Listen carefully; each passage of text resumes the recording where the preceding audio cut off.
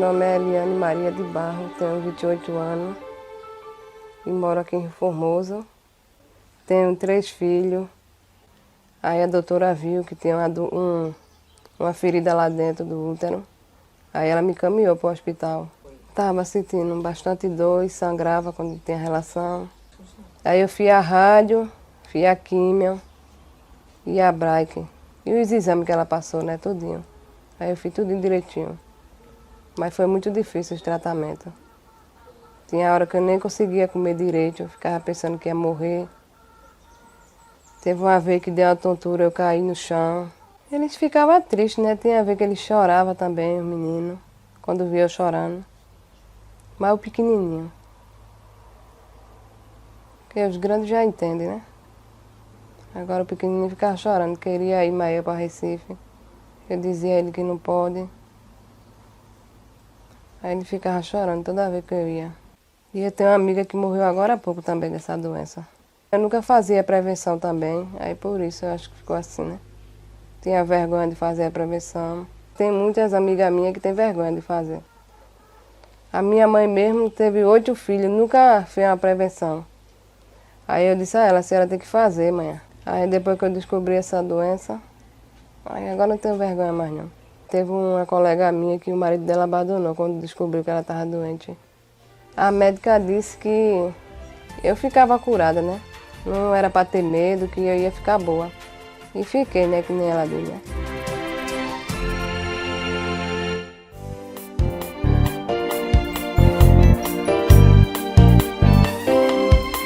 Existem 2 formas importantes de prevenção do câncer do colo de útero. A primeira delas é o que a gente fala de prevenção primária, é antes de ter o contato com esse vírus. E aí a gente está falando de vacinação. A vacinação é eficaz e ela está disponível no posto de saúde de graça. A segunda forma de prevenção é a prevenção secundária. É aquela mulher que já teve contato com o vírus e que desenvolve alguma lesão pré-cancerígena. Essa lesão pré-cancerígena ela pode ser detectada por exame de citologia do colo do útero. E aí a gente está falando do Papa Nicolau, o exame preventivo tão conhecido de todas as mulheres, que deve ser feito a partir do início da atividade da vida sexual. É importante que a gente perceber que essa realidade é uma realidade de perpetuação da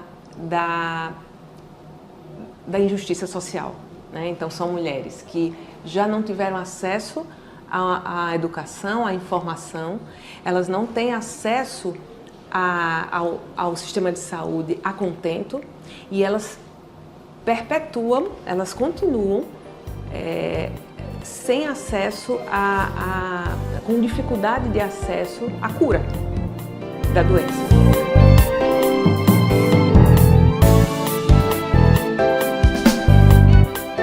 O tratamento do câncer de colo de útero, ele gera várias consequências para as mulheres.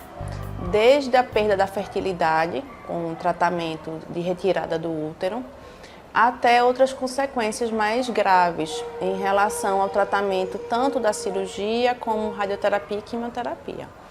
Então, um dos sintomas que a gente observa é a menopausa. Então, muitas mulheres são tratadas ainda muito jovens, em torno dos 35, 40 anos, e elas acabam entrando na menopausa em decorrência do tratamento. E a gente sabe que a menopausa, quando acontece em idades precoces, ela aumenta o risco de doenças do coração, aumenta o risco de doenças ósseas e aumenta o risco de morte também.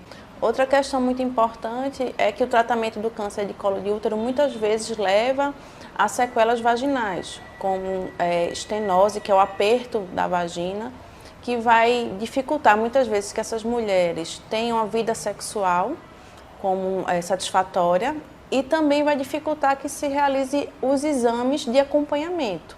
Essa questão no âmbito do relacionamento, muitas vezes ela tem um peso muito grande.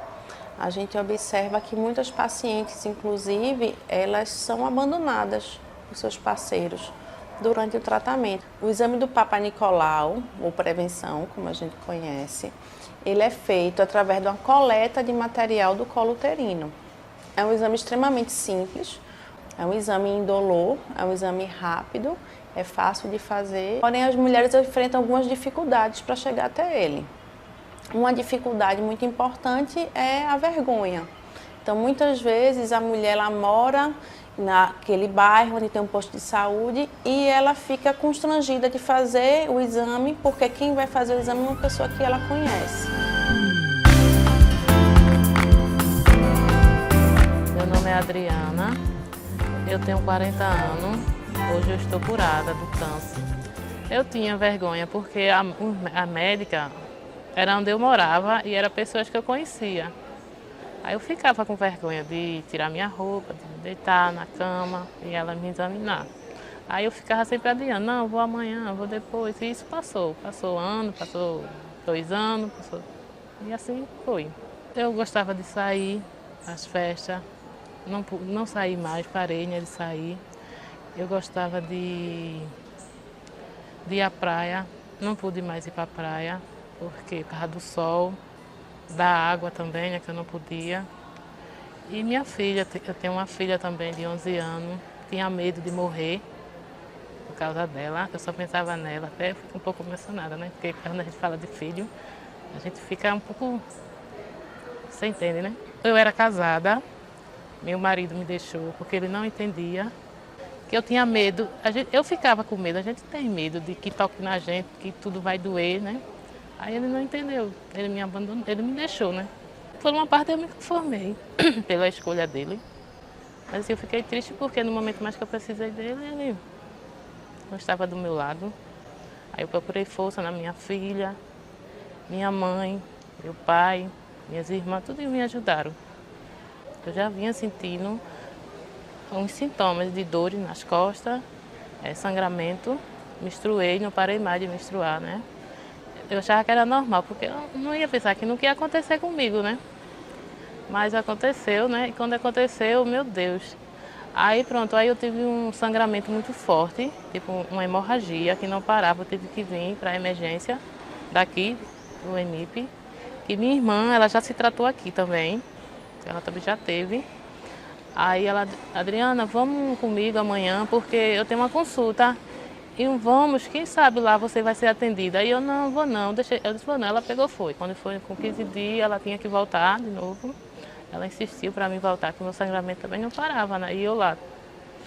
Eu nunca imaginava que eu estaria com câncer também.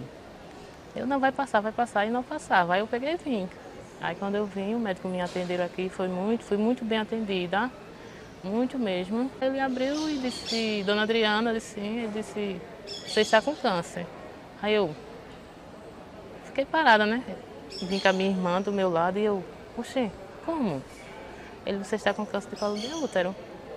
Você saia daqui, quando você sair daqui, você vai procurar tal andar e lá você vai marcar uma consulta de quimioterapia e rádio. Eu fiz 26 de rádio e 6 de quimioterapia. E fiz 4 de braquioterapia, mais doloroso, né, de todos. É isso. E ele hoje não sai da minha mente. Ele bota um aparelho dentro da vagina da gente, né? E tipo, queimando tudo por dentro. É 1 hora você ficar ali. Com aquele negócio dentro de vocês. E as dores vão aumentando até chegar aquela hora de parar. Quando minha irmã ela ficou doente, que ela começou a se tratar, eu não acompanhei nada dela porque eu trabalhava. Eu dormia no trabalho, aí eu não acompanhava o sofrimento dela, então eu achava que não era assim, isso tudo. Que mexe tanto com a gente, com o corpo da gente, com tudo, né? A gente pensa que vai morrer. Quando a gente recebe esse diagnóstico, a gente só pensa que pronto, eu vou morrer. E a gente não vai morrer, né? Passei 1 mês dentro da minha casa, que eu não queria sair.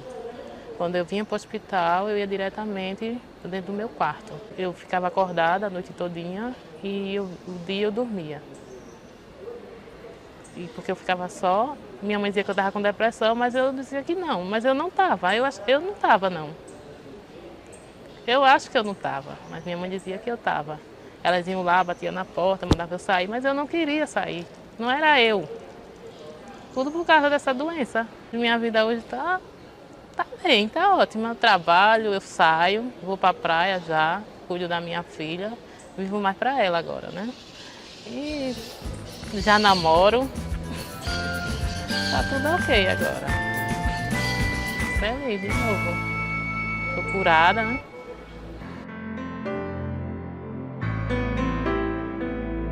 Meu nome é Daniel Oleiro, né? Eu tenho 39 anos, eu tenho 3 filhos, né? Miriam de 22 anos, Diego de 19 e Daniel filho, caçula de 6 anos. Nós moramos aqui em Recife, né? Na região metropolitana, e nossa família está bem assim, se adequando, se adaptando, né? Uma nova realidade depois de 9 meses. Edilene foi uma pessoa muito especial, né? Uma mulher muito firme nas decisões dela, convicta e de uma fé inabalável. Tudo dela, não importasse qual fosse a notícia que ela recebesse, ela tinha uma frase sempre de efeito: vai tudo bem, vai tudo bem. A Edilene, ela estava bem, né? Normal, uma vida cotidiana normal. Procurava os médicos, fazia os exames, tudo normalmente. E um certo dia ela veio a questão da menstruação dela normal, ela normalmente passou, terminou o período e logo depois, 3, 4 dias, veio novamente. E isso nos alertou. No dia 3 de agosto de 2020 foi esse diagnóstico que a gente teve. E no Dia dos Pais, a gente estava na igreja que nós fazemos parte, e foi quando ela teve uma hemorragia terrível, absurda, que ela começou assim, bem dizer, lavar o chão mesmo, né, na nossa sala lá aqui na igreja que tem. E ela ficou 8 dias internada. Ela tinha um cabelo muito grande, né, então certa feita ela estava sentada na cama e a gente ia ouvindo, né, uns louvores, né, uns hinos, e aí ela ia passando a mão, cantando, e o cabelo ia caindo, e ela ia jogando do lado o cabelo, colocando do lado. E aí a gente conversando, ela falou assim: corta meu cabelo. Daí em diante começa assim uma dedicação nossa maior, principalmente nós que estamos em casa, né? Eu e meus filhos, né? Até o pequenininho ajudou muito nesse período, porque ele sempre dormiu junto dela, ele ficava sempre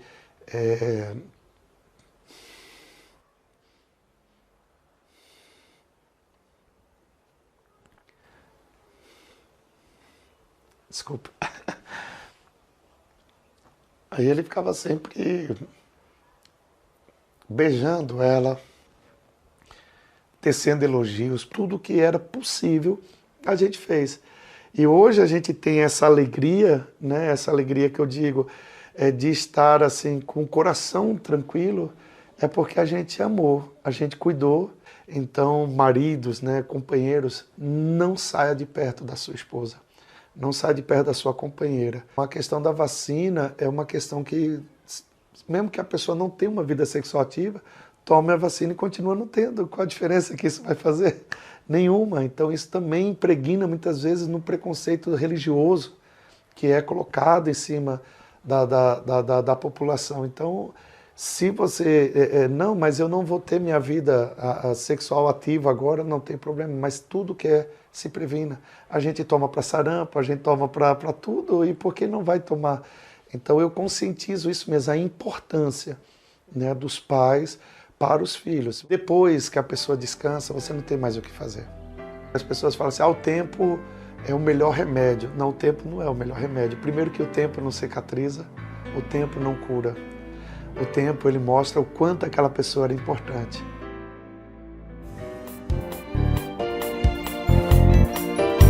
O HPV é uma doença que é prevenível por vacina.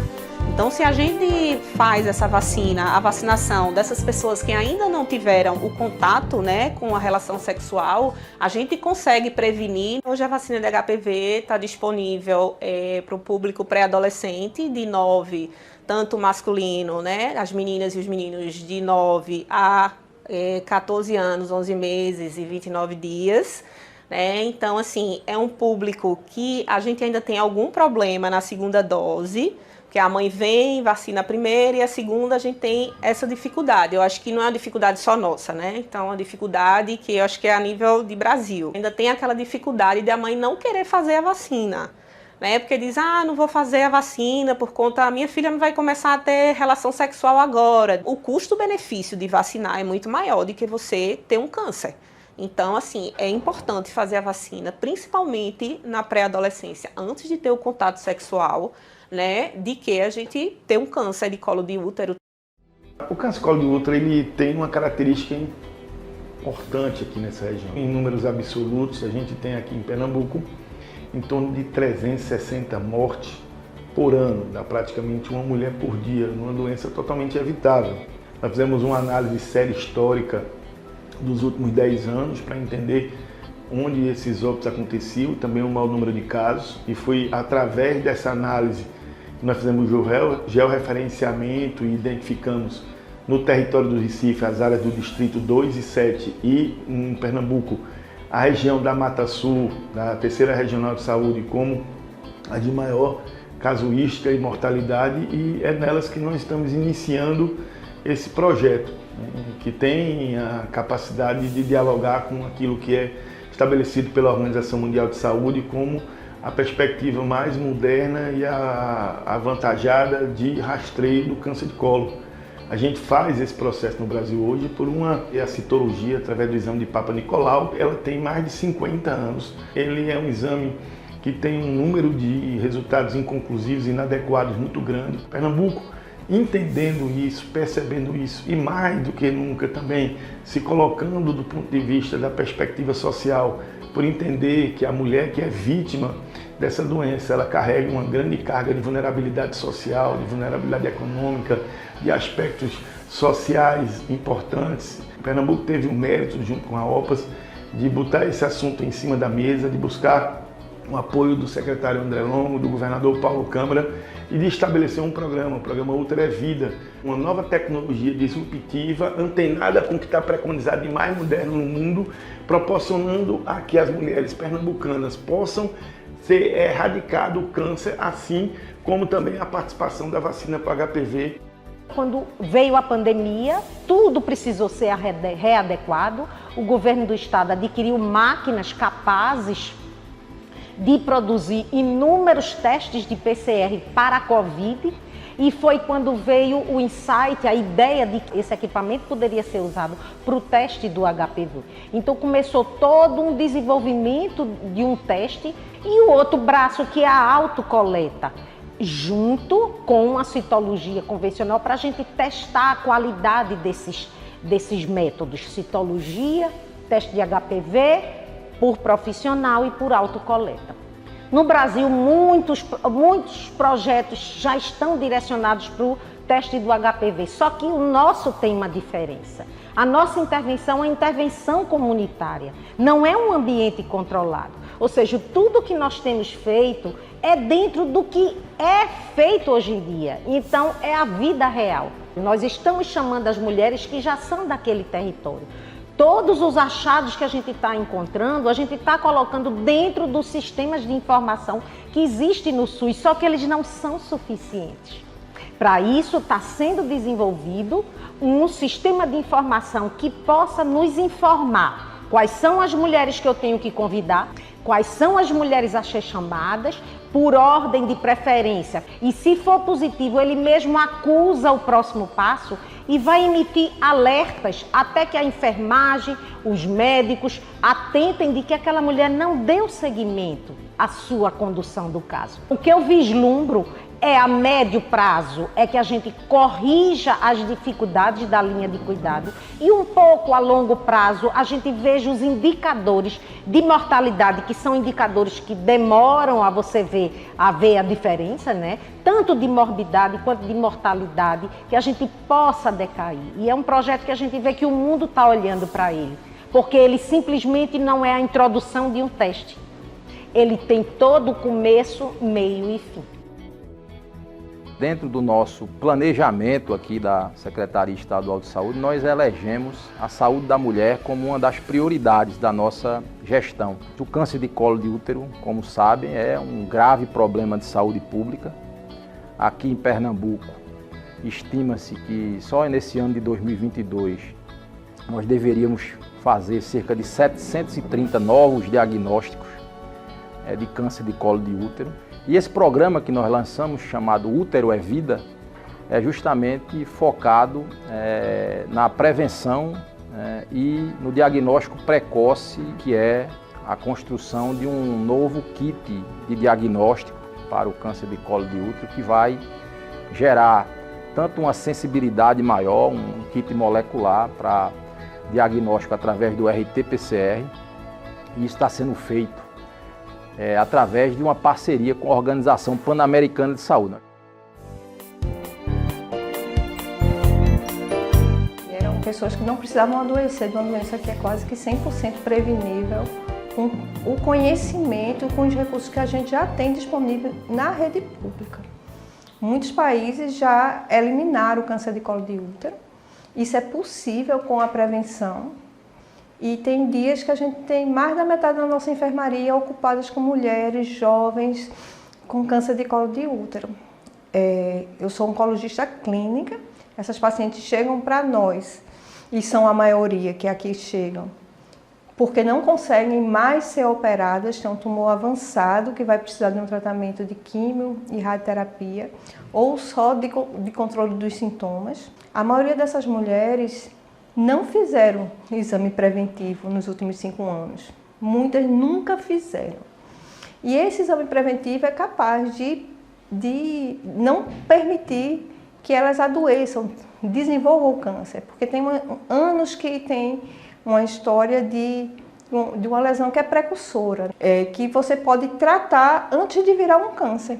Então, é uma situação que realmente precisa ser vista, revista, para ser eliminada. Era para essas mulheres não existirem, mas elas existem, elas sofrem, as famílias delas se desfazem, né? E é uma situação que mostra muita iniquidade do cuidado. Elas não sabem da importância do exame, não têm um acesso fácil, esse exame sobra.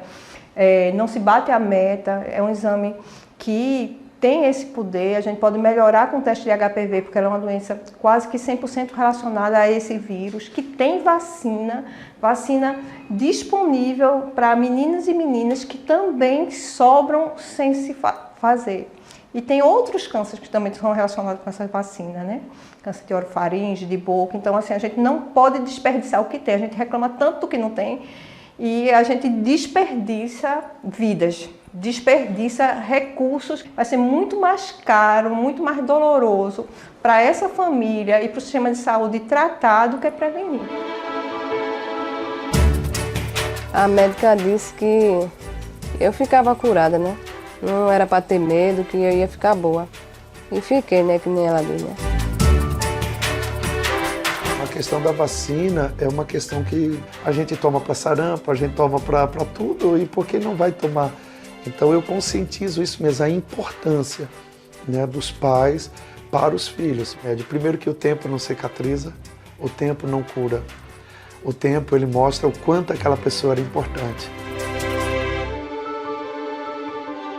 Minha vida hoje tá bem, tá ótima. Eu trabalho, eu saio, vou pra praia já, cuido da minha filha, vivo mais pra ela agora, né?